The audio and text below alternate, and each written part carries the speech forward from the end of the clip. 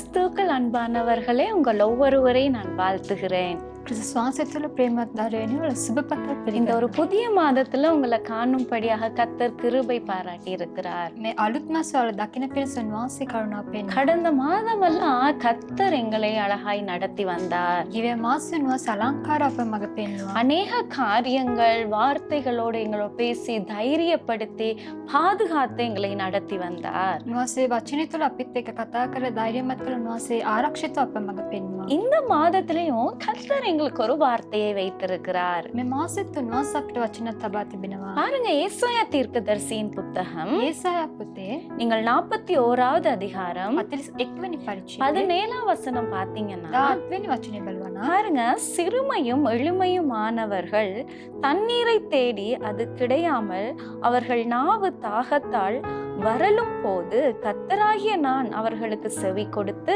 இஸ்ரவேலின் தேவனாகிய நான் அவர்களை கைவிடாதிருப்பேன் அப்படின்னு சொல்லப்பட்டிருக்கு. අසරණයන්ද දිලින්දන්ද වතුර සොයා නොලැබ ඔවුන්ගේ දිව පිපාසයෙන් වේලෙන කල ස්වාමින් වහන්සේ වන මම ඔවුන්ට උත්තර දෙමින් ඊශ්‍රායෙල්හි දෙවියන් වහන්සේ වන මම ඔවුන් අත්නාරින්නෙමි. இந்த இடத்துல கர்த்தர் சொல்றாரு, நான் தேவன், நான் கைவிட மாட்டேன் என்று சொல்லுகிறாரு. වහන්සේ කියනවා මම අත්නාරින්නෙමි කියලා. அதாவது கைவிடாத தேவன் எங்களோடு இருக்கிறார். ඒ කියන්නේ අත්නාරින්නව දෙවියන් වහන්සේ අපි සමග இந்த සිටිනවා. மாதம் எங்களை பார்த்து தான் சொல்றாரு, நான் உன்னை கைவிட மாட்டேன். මේ මාසෙන් වහන්සේ බලලා කියන මන්න ඔබ අත්නාරින්නෙමි. இன்னைக்கு கைவிடப்பட்ட நிலைமையில நீங்க இதை பார்த்து கொண்டிருக்கலாம். අත්තරලු ලැබුවේ වාතාවරණය තුළ ඔයාලා බලමින් அநேக සිටිනවා. காரியங்கள்ல நான் நம்பினவர்கள் என்னை தேற்றவில்லை. මම විශ්වාස කරපයි මම සැනසුවේ නැහැ. இன்னைக்கு நான் நினைத்த காரியம் எனக்கு கை கொடுக்கவில்லை. මම සිතපු දේ ඇවිල්ලා මට ලැබුණ නැහැ. எல்லாவற்றிலும் கைவிடப்பட்டு ஒதுக்கப்பட்ட நிலைமையில நான் இருக்கிறேன் ගොඩක් දේවල් තුලින් මං අත්හරින්න ලැබලා ඒ අයින් කළා තැබූ ලෙස තමයි සිටින්නේ. அப்படின்னு சொல்லி ஒரு சூழ்நிலையோடு இன்னைக்கு நீங்க இருக்கலாம். එවැනි වාතාවරණයක් තුළ ඔයාලා සිටින්න ஆனா පුළුවන්. இன்னைக்கு கர்த்தர் உங்களை பார்த்து சொல்றாரு, නමුත් උන්වහන්සේ ඔයාලා දෙස බලලා நான் இந்த කියනවා, மாசம் இன்னையில இருந்து உன்னை கைவிடாதபடி நடத்துவேன் அப்படின்னு சொல்றாரு. මේ දවස පටන් ඔබ මං අත්හරින්න නොවන පරිදි ඔයාලා මඟ පෙන්වන්න. இன்னைக்கு நீங்க அன்பு செலுத்தின உங்க இன்னைக்கு உங்களை விட்டுட்டு போயிருக்கலாம். ඔයාලා ප්‍රේමී කරපය ඇවිල්ලා ඔයාලා අත්හැරලා ගිහින් உதவி செய்வேன்னு சொன்னவங்க இன்னைக்கு உதவாம இருக்கலாம். උපකාර කරනවා කියපය උපකාර කරන්න නැතුව ගිහිලා நீங்க සිටින්න. நீங்க வாங்க, நான் அந்த காரியத்தை முடிச்சு தரேன் அப்படின்னு சொன்னவங்க கூட இன்னைக்கு உங்களை மறந்து விட்டு இருக்கலாம். එන්න මං ඔයාලට උදව් කරන්නම් කියපය ඔයාලා අමතක කළා සිටින්න. இன்னைக்கு உங்கள் கணவனா இருக்கலாம், மனைவியினால கைவிடப்பட்ட நிலைமையும் இருக்கிறதா? ස්වාමි පුරුෂයා නැත්නම් භාර්යාව තුලින් අත්හැරලා සිටින වාතාවරණය තුළ பிள்ளைகள் உங்களை கைவிட்டுட்டாங்களா? දරුවන් ඔයාලා අත්හැරියාද? பெற்றோர் உங்களை கைவிட்டுட்டாங்களா? දෙමාපියන් ඔයාලා අත්හැරියාද? அநேக நேரங்கள்ல தனிமையை நீங்க உணர்ந்துகிட்டு இருக்கிறீங்களா? ගොඩක් වේලාව තුළ ඒ තනිකම ඔයාලා විඳමින් සිටිනවද? எனக்கு உதவி செய்ய யாரும் இல்ல, මට උපකාර කරන්න කවුරුත් எனக்கு නැහැ. பக்க பலமா யாரும் இல்லாதத போல ஒரு தனிமையை நான் உணர்றேன்னு யோசிக்கிறீங்களா? මල්ලගේ කවුරුත්ම නැහැ වගේ මම තනිය සිටිනවා කියලා ඔයාලා ஆனா සිතනවද? கர்த்தர் சொல்றாரு, இல்ல நான் உன்னை கைவிட மாட்டேன், உன்னை நடத்துவேன் என்று கர்த்தர் சொல்றாரு. නමුත් උන්වහන්සේ කියනවා මං අත්නවාරින්නේ මේ මන්න ඔබ මඟ පෙන්වනවා කියලා. எதிர்பார்த்திருந்த பணத்தை பெற முடியாதபடி என்ன செய்யறதுன்னு தெரியாம யோசிக்கிறீங்களா? ඒ බලාපොරොත්තු සිටිය මුදල් ලැබුණ නැහැ නේ කියලා ඔයාලා සිතන් இந்த සිටිනවද? காரியம் கைகூடி வரும்னு நான் நினைச்சேன், මේ දේ මට ලැබෙයි කියලා මං සිතුවා. ஆனாலும் இந்த காரியம் எனக்கு நடக்கல. නමුත් මේක මට සිදු වුණේ නැහැ. எங்கேயாவது நான் ஓடி போயிரலாமா என்று நீங்கள் பார்த்து கொண்டிருக்கலாம். කොහේරි දුවල යමුද කියන වාතාවරණය තුළ ඔයාලා அல்லது බලන් என் සිටින්න පුළුවන්. ஜீவனை மாய்த்து கொள்ளலாம் அப்படின்னு கூட நீங்க பார்த்து கொண்டிருக்கலாம். නැත්නම් මගේ ජීවනය ඇවිල්ලා අහිමි කරගමුද කියලා ඔයාලා බලන් ஆனா සිටින්න පුළුවන්. கர்த்தர் சொல்றாரு, இல்ல நான் கைவிடாதபடி நான் உன்னை நடத்துவேன் அப்படின்னு சொல்றாரு. නමුත් උන්වහන්සේ කියන මං අත්නවාරින්නෙමි කියලා. எந்த இடத்திலயும் வெட்கப்படாதபடி කොයි ස්ථානෙවත් ලැජ්ජාටපත් නොවන கர்த்தர் පරිදි உங்களை கைவிடாதபடி இந்த மாதத்துல இருந்து நடத்த போறாரு. උන්වහන්සේ ඔයාලා අත්නවාරින පරිදි උන්වහන්සේ මඟ පෙන්වන්න. யோசுவாவை பாத்தீங்கன்னா ඔයාලා යෙෂුවා බලවා නම් மோசே இறந்து போயிட்டாரு. මෝසෙස් ඇවිල්ලා මිය ගියා. அப்ப அந்த நேரத்துல எப்படி இந்த இஸ்ரேல் ஜனங்களை நடத்துறது அப்படின்ட்டு அவன் யோசிச்சு கொண்டிருந்தார். කෙලෙසද මේ ඊශ්‍රායෙල් ජනතාව මඟ පෙන්වන්න කියලා ඔහු සිතමින් සිටියා. அப்ப கர்த்தர் பார்த்து சொன்னாரு, நான் உன்னை கைவிட மாட்டேன் அப்படின்னு சொன்னாரு. උන්වහන්සේ බලලා කිව්වා මං නුඹව අත්නාරින්නේ නැහැ කියලා. மோசேயோட இருந்தது போல நான் உன் கூடயும் இருப்பேன் அப்படின்னு சொன்னாரு. මෝසේ සමග සිටියා වගේ මම නුඹ සමග සිටින්න යනවා. நாங்க எங்க தகப்பனார் இறந்தோன்னே සහෝදරයාගේ පියා ඇවිල්ලා මිය ගියයින් පසු எங்களுக்கு யாரு உதவி செய்வா, කවුද උපකාර என்ன කරන්නේ? விதத்துல நாங்கள் நடக்க போகிறோம் කොයි වගේද අපි ඉන්න යන්නේ? என்று சொல்லி அநேக சூழ்நிலைகள் எங்களுக்கு வந்தது. එවැනි ගොඩක් වාතාවරණයන් පැමිණියා. உதவி செய்யறவங்க எங்களை கைவிட்டு விட்டுட்டாங்க. උපකාර කරනවා කියපා ඇවිල්ලා අත්හැරියා. இவங்க எல்லாம் எங்களோட இருந்து எங்களுக்கு தைரியம் சொல்லுவாங்க, பலப்படுத்துவாங்கன்னு நாங்க நிறைய பேரை நம்பி இருந்தோம். මෙයාලා වෙල මට ධෛර්යය සැනසීම දෙයි කියලා ගොඩක් අය විශ්වාස எங்களுக்கு කළා. உதவி செய்வாங்க ඇවිල්ලා උදව් උපකාර කරයි. என்று சொல்லி நாங்க யோசிச்சிருந்தோம். එලෙස සිතන් සිටියා. ஆனா அவங்க எல்லாரும் எங்க பக்கம் இருக்கல, எங்களை கைவிட்டு விட்டுட்டாங்க. නමුත් ඒ හැමෝම ඇවිල්ලා අප පැත්තේ ඉන්නේ නැතුව එයාලා අත්හැරියා. குடும்பங்களா இருக்கலாம், පවුල් වෙන්න පුළුවන්. சில நண்பர்களா இருக்கலாம், සමහර මිත්‍රයන් වෙන්න පුළුවන්. நிறைய பேர் அப்படியே சில சிச்சுவேஷனுக்குள்ள நாங்கள் கடந்து சென்றோம். එවැනි ගොඩක් ඒ වාතාවරණය තුළ අපි ගමන් எங்களை කළා. விட்டு அநேகர் விலகி சென்றாங்க. ගොඩක් අය දුරස්ව ගියා. அப்ப ஆனாலும் கர்த்தர் எங்களை கைவிடாதபடி இதுவரைக்கும் நடத்தி வராரு. නමුත් මෙතෙක් උන්වහන්සේ අත් නොහරින පරිදි මඟ පෙන්වීම පැමිණි. அந்த விட்டு போனவங்க கைவிட்டவங்க இருந்திருந்தா கூட இப்படி நாங்கள் இருந்திருக்க மாட்டோம். ඒ අත්හැරලා ගිය අය ඇවිල්ලා අපිත් එක්ක ඉඳලා තිබ්බත් මේ වගේ වෙන්නේ ஆனா නැහැ. கர்த்தர் எங்களோடு கைவிடாதபடி நடத்தி வந்ததுனால இன்னைக்கு ஆச்சரியமான காரியங்களை காணும்படி கர்த்தர் உதவி செய்கிறார். උන්වහන්සේ අත් නොහැර මෙතෙක් මඟ පෙන්වපු නිසා විස්මිත කාර්යයන් උන්වහන්සේ පෙන්වුවා. இஸ்ரவேல் ஜனங்களுக்கும் பார்வோன் அநேக நெருக்கங்களை கொடுத்தான். ඒ ඊශ්‍රායෙල් ජනතාවට ඒ පාරෝ ඇවිල්ලා ගොඩක් වද හිංසා කරා. அப்ப அந்த சூழ்நிலையில அந்த நெருக்கத்திலையும் துன்பத்திலையும் இஸ்ரவேல் ஜனங்களை கர்த்தர் கைவிடவே இல்ல. ඒ තද දැඩි වාතාවරණය තුළ උන්වහන්සේ ඇවිල්ලා අත්හැරියේ නැහැ. வனாந்திரத்துல போனாங்க. එයාලා වනාන්තරය තුළ ගමන් කළා. அவங்களுக்கு தண்ணி இல்ல, தண்ணி தாகமா இருந்தது. එයාලට වතුර පිපාසය ඇති වුණා. வனாந்திரத்துல தண்ணீர் கிடைக்கிறது ரொம்ப கஷ்டமான ஒரு காரியம். ඒ වනාන්තරය තුළ වතුර සොයනවද ඉතාමත් අපහසු දෙයක්. ஆனாலும் கர்த்தர் கைவிடாதபடி தண்ணீர் அவர்களுக்கு கொடுத்து கர்த்தர் அவர்களை நடத்தினாரு. නමුත් උන්වහන්සේ අත් නොහැර එයාලට වතුර දීලා උන්වහන්සේ මඟ உணவு පෙන්වුවා. போஷித்து அவர்களை என்ன செய்தாரு, அவர்களை கைவிடாதபடி நடத்தினாரு. උන්වහන්සේ එයාලා පෝෂණය කළ අත් නොහැර මඟ පෙන්වුවා. அதே போல அமிலேக்கியர் யுத்தம் பண்ண கடந்து வந்தாங்க. ඒ අමිලෙක් ඇවිල්ලා යුද්ධ කරන්න පැමිණියා. அப்போ அந்த நேரத்திலையும் அமிலேக்கியருக்கு கர்த்தர் இவர்களை கைவிடாதபடி யுத்தம் பண்ணி நடத்தினாரு. ඒ ස්ථානයේ උන්වහන්සේ අත් නොහැර ස්ථානයේ යුද්ධ කරන්න උන්වහන්සේ මඟ පෙන්වුවා. அப்ப இன்னைக்கு நீங்க எந்த சூழ்நிலையில கைவிடப்பட்ட நிலைமையில இருக்கிறீங்க? ඔයාලා මොන වාතාවරණය තුළද අත්හැරනු ලැබුව වාතාවරණයත් ලෙස இதுக்கு සිටිනවද? அப்புறம் எனக்கு ஒரு ஹோப் இல்ல, எனக்கு நம்பிக்கையே இல்ல அப்படின்னு ஒரு சூழ்நிலையில நீங்க இதை பார்த்து கொண்டு இருக்கிறீங்களா? මින් ඉදිරියට මට කිසි බලාපොරොත්තුවක් නැහැ, විශ්වාසයක් නැහැ කියලා ඔයාලා බලන් සිටිනවද? ஆனா இன்னைக்கு கர்த்தர் சொல்றாரு, இல்ல நான் கைவிடாதபடி நடத்துவேன் என்று. නමුත් උන්වහන්සේ කියනවා මං අත් නොහැර ඔයාලා මඟ පෙන්වනවා කියලා. என்ன துன்பத்தின் பாதையில இருந்தாலும், මොන ඒ දුක් විඳීමේ මාර්ගයක් වුණත්, நெருக்கத்தின் பாதையில இருந்தாலும், ඒ තද ඒ මාවතක් වුණත්, வெக்கப்படுற அவமானப்படுற சூழ்நிலை இருந்தாலும், ඒ ලැජ්ජාවට පත්වෙනා වාතාවරණයක எனக்கெல்லாம் ஆசீர்வாதம் கிடைக்குமா என்கிற ஒரு சூழ்நிலையில நீங்க இருந்தாலும், මට ආශිර්වාදයක් ලැබෙයිද කියන වාතාවරණය තුළ සිටියා. ஆனா கர்த்தர் சொல்றாரு, இல்ல நான் கைவிட மாட்டேன் அப்படின்னு சொல்றாரு. නමුත් උන්වහන්සේ කියන මං අත් නොහරින්නේ නෙමෙයි. இன்னைக்கு எனக்கு வாக்கு தத்துவம் நிறைவேறல, මට ලැබුණ පොරොන්දු ඉෂ්ට වුණා. சொன்ன ஆசீர்வாதங்களை நான் பெற்றுக்கொள்ளல ඒ කියපු ආශිර්වාද මම ලබා என்ற ගත්තේ නැහැ. கவலையோடு இருந்தாலும், ඒ ලෙස දුකින් සිටියා. கர்த்தர் சொல்ற வார்த்தை சொல்லுது, උන්වහන්සේගේ වචනේ කියනවා. அவர் எங்களுக்கு சொன்னது செய்யும் அளவும் அவர் கைவிட மாட்டார் என்று சொல்லப்படுறது. උන්වහන්සේ අපිට කිව් දේ ඉෂ්ට වෙනකන් උන්වහන්සේ අපිව අත්හරින්නේ அதனால නැහැ. உங்களுக்கு என்னெல்லாம் சொன்னாரோ උන්වහන්සේලාට මොන මොන දේවල් කිව්වද அதெல்லாம்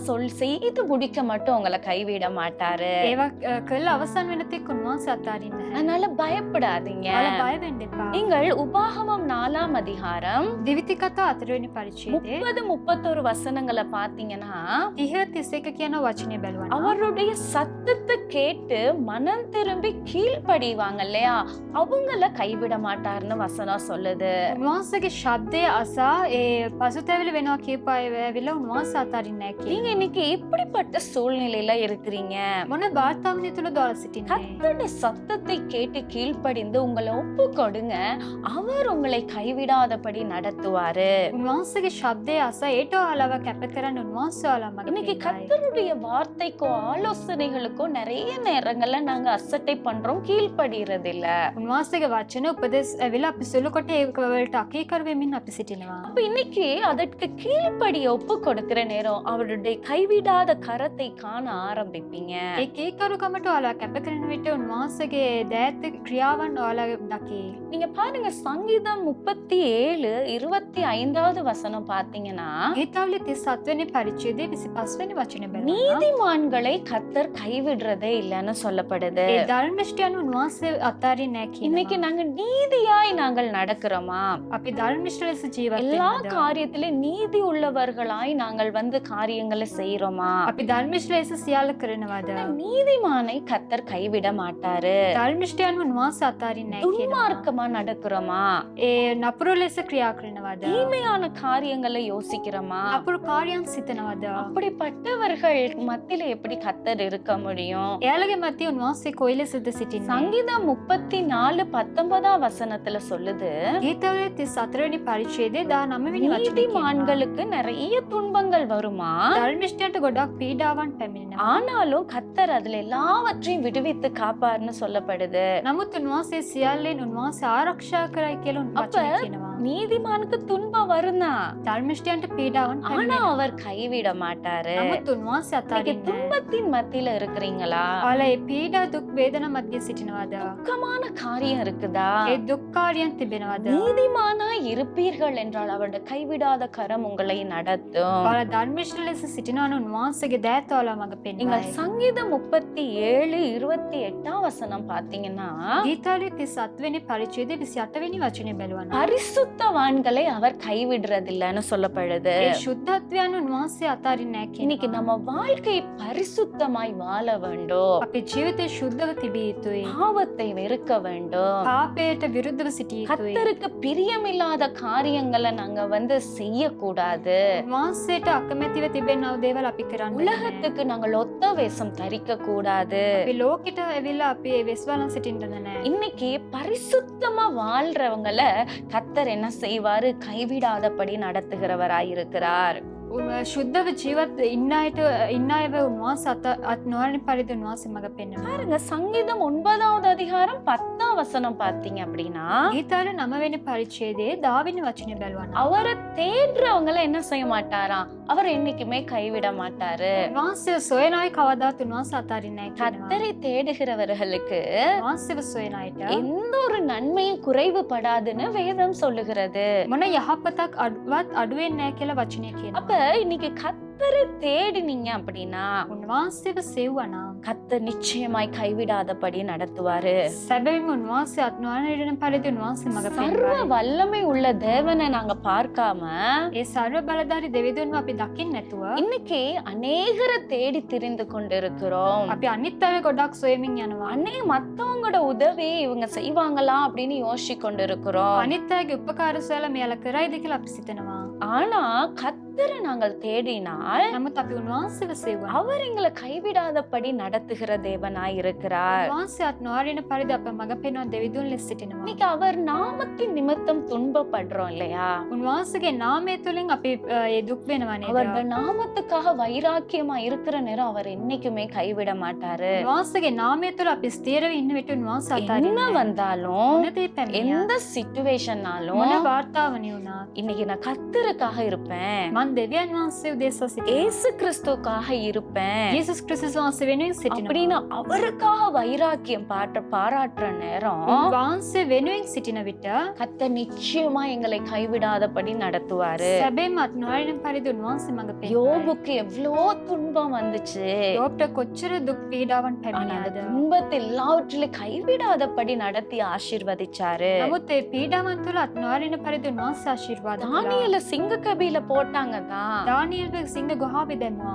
அந்த ஷாத்ராக் மேஷாக் ஆபேத்நேகோ 3 பேத்தையும் அக்னி ஜுவாலையில போட்டாங்க தான். ඒ ශාත්‍රාක් මේසක් ආබෙද්නේගෝ ඒ තුන්දෙනා ගිනි ජ්වාලෙත් ஆனா දැම්මා. கர்த்தர் அவர்களோடு இருந்து கைவிடாதபடி இருந்து உயர்த்தினாரு. නමුත් උන්වහන්සේ ඉඳලා නොවැළෙන පරිදි යාළ උසස් කරා. யோசிப்புக்கு சொந்த குடும்பம் சகோதரனாலே என்ன செஞ்சிச்சு, வேதனை வந்தது. යෝසෙප්ට තමන්ගේම සහෝදරයන් තුලින් එයාට වේදනාවක් அவங்க පැමිණියා. எல்லாரும் குடும்பமே விட்டு தூக்கி வீசிட்டாங்க.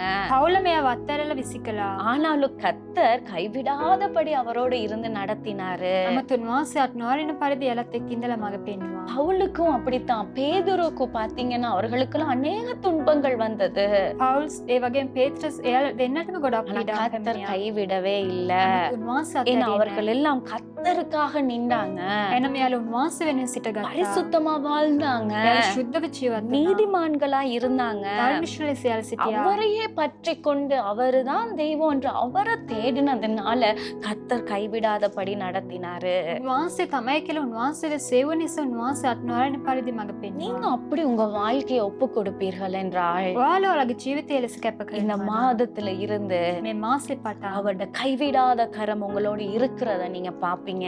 උන්වහන්සේගේ ඒ ඈත් වෙන්නේ නැති අත දෑත් ඔයාලා සමග සිටින දේ ඔයාලා දකින්න. என்னென்ன காரியங்களுக்கு நீங்க எதிர்பார்த்து கொண்டு இருக்கிறீங்களோ මොන මොන කාර්යයන් තුළ ඔයාලා බලාපොරොත්තු වෙමින් සිටිනවා. பாருங்க, அந்த 17ஆம் வசனம் ஏசாயா 41:17 சொல்லுது. යේසයා 41 10 වෙනි වචනේ කියනවා. பாருங்க, அவர்களுக்கு செவி கொடுத்து அப்படின்னு சொல்லுது. එයාලට ඇවුම්කන් දී කියලා කියනවා. அதாவது செவி கொடுத்து என்ன செய்வாரு, தேவன் உங்களுடைய எல்லா காரியங்களுக்கும் செவி கொடுத்து அந்த தேவன் உங்களை கைவிடாதபடி நடத்துவாரு. ඔයාලගේ සියල්ලට උන්වහන්සේ ඇවුම්කන් දීලා අත් නොවැළෙන පරිදි උන්වහන්සේ මඟ පෙන්වන්න යනවා. இன்னைக்கு எல்லாரும் ஒப்பு கொடுப்பீங்களா? මේ දවස් හැමෝම කැප எங்கள் කරනවා. அன்புள்ள தகப்பனே, හේමන්ත පියාණනි, இன்னைக்கு யாரெல்லாம் கைவிடப்பட்ட நிலைமையில இதை பார்த்து கொண்டிருக்காங்களோ, කවුරු කවුරු අත්තරනු ලැබූ ඒ වාතාවරණය තුළ බලමින් සිටිනවාද? பயத்தோடு பார்த்து கொண்டிருக்கலாம். ඒ බයෙන් බලන් සිටින්න පුළුවන්. கர்த்தாவே, வேதனையோடு துன்பங்களோடு பார்த்து கொண்டிருக்கலாம். ස්වාමීනි, දුක් වේදනාවන් තුළ බලමින් සිටින්න அவங்க පුළුවන්. எல்லாரும் இனி இந்த மாதம் இன்னையிலிருந்து நீங்க கைவிடாதபடி நடத்த போறதற்காக ஸ்தோத்திரம். මේ මාසේ පටන් ස්වාමීනි ඔබ වහන්සේ අත් නොවැළෙන පරිදි මඟ පෙන්වන්න යන නිසා ස්තුතියි. உங்களுக்கு யாரெல்லாம் இன்னைக்கு உங்கள் கரத்துல அவங்கள அர்ப்பணிச்சாங்களோ, කවුරු කවුරු ඔබ වහන්සේගේ දේව දෑතට එයාලා කැප කළාද? அவங்க வாழ்க்கையில் இன்னையில இருந்து ஆச்சரியங்களை காண பண்ணி මේ දවස පටන් ඒ විශ්මිත දේවල් දකින්න පිණිස கைவிடாதபடி நடத்தும்படி நாங்கள் ஆசீர்வதிக்கிறோம். අත් නොවැළෙන පරිදි ඔබ වහන්සේ මඟ පෙන්වන්න ආශිර්වාද කළ යාඥා කරනවා. இயேசு கிறிஸ்துவின் நாமத்தில் பிதாவே, යේසුස් ක්‍රිස්තුස් වහන්සේගේ නාමයෙන් පියාණනි. ஆமென். ආමේන්. God bless you. God bless you.